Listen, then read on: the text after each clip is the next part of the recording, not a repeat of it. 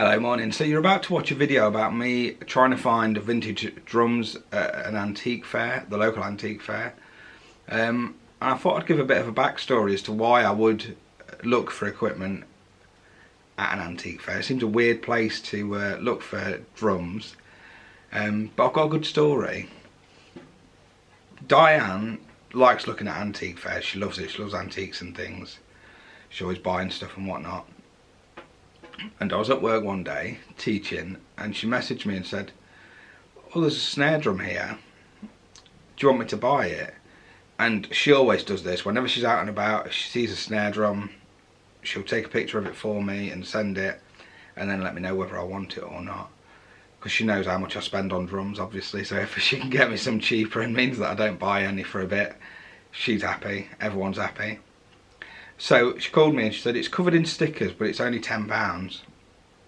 So I said, "Okay, £10, I'll take a punt on it, just buy it. Even if it's rubbish, I could just use the parts for spares.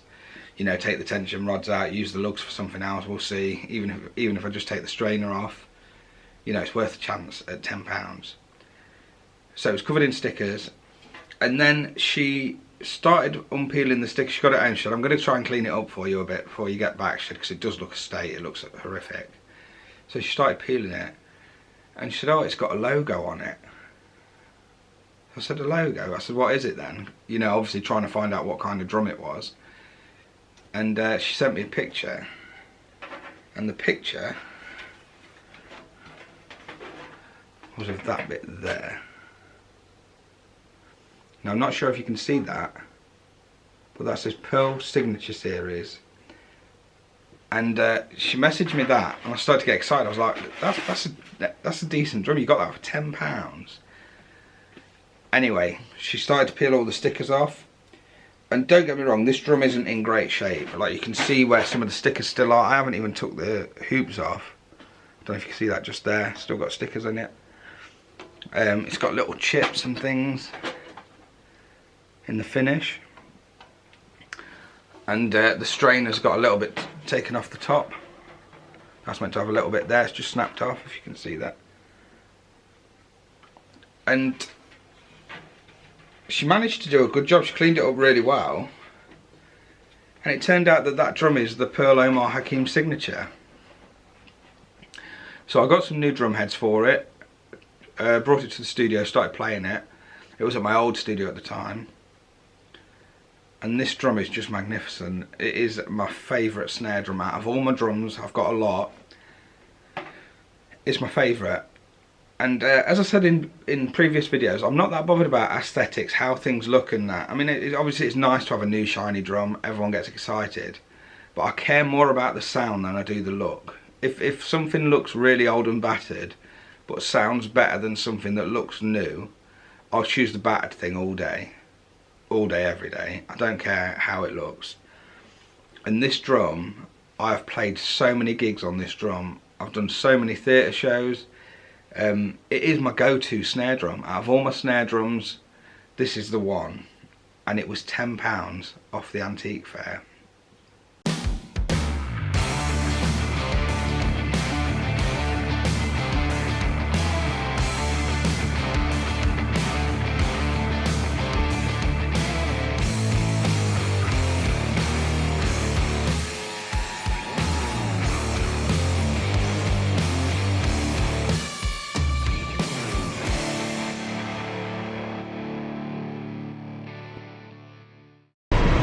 Hello, morning. Today we're on our way to the, oh sorry, let me turn the blower off.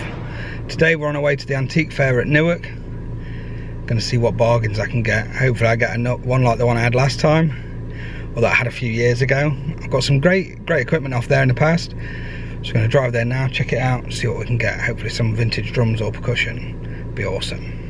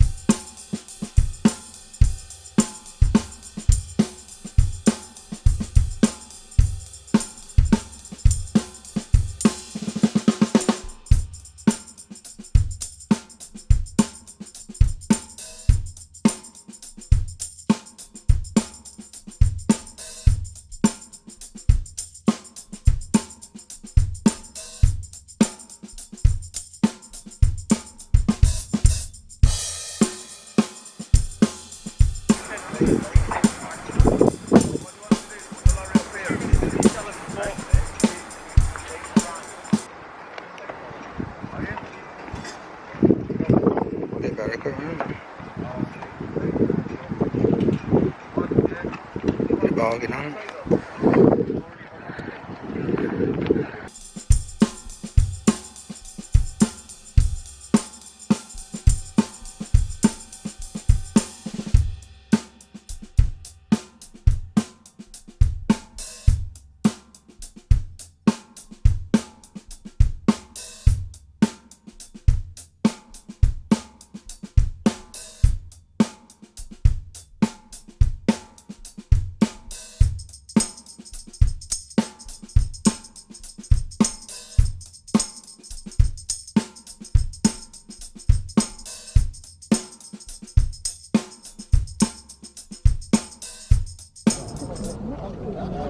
Yeah.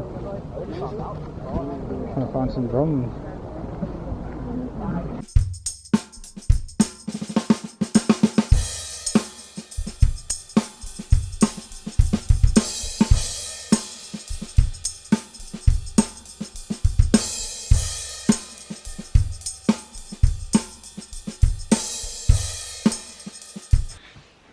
Hello, back from the antique fair. I just wanted to show you some of the things that I purchased. Unfortunately, no drums today. There were some there, but the ones that were there were very expensive and not in great condition, to be honest. So I didn't buy any. But I managed to get a couple of percussion items, which I'm happy with. You know, it's worth paying the money to go to the antique fair. You get a nice day out, you walk around, nice day with the missus, and then buying a bit of percussion or drums is an added bonus. So I got lucky. There was a guy that had boxes full of vintage tambourines, and some of them weren't great. They had like the heads on and the jingles didn't sound as good, but I stayed at his stall for 20 minutes just trying every single one, and then I tried to buy the ones that I like the sound of the best, and I managed to buy two. And I got a really good deal actually. He had £28.50 on the first one and £18.50 on the second one. So I'll show you the second one first. This is this one. Yeah, he had £18.50 on this. Nice vintage tambourine. It's a smaller one, which I thought was really cool. And like I say, I just stood there in the shop and tried them.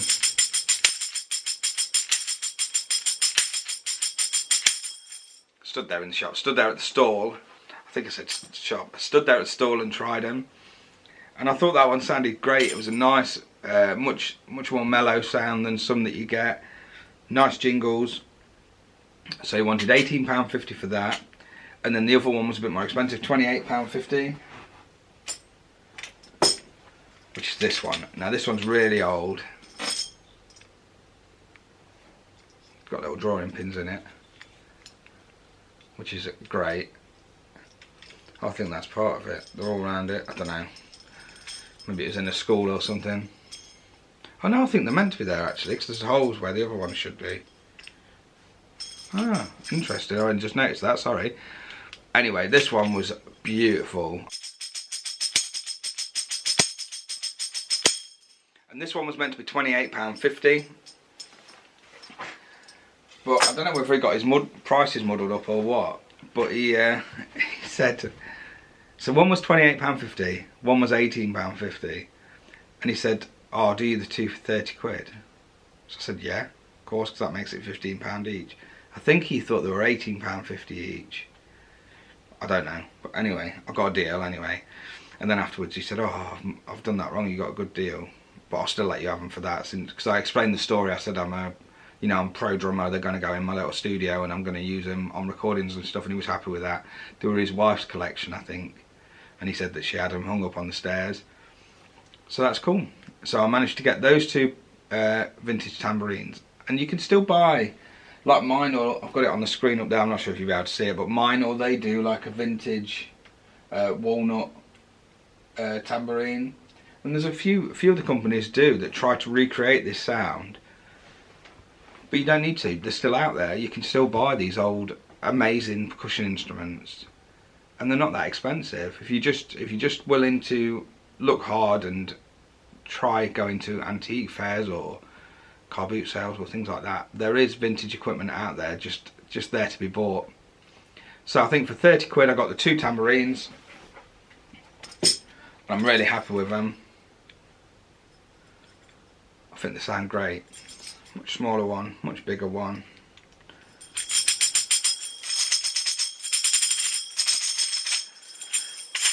That was good.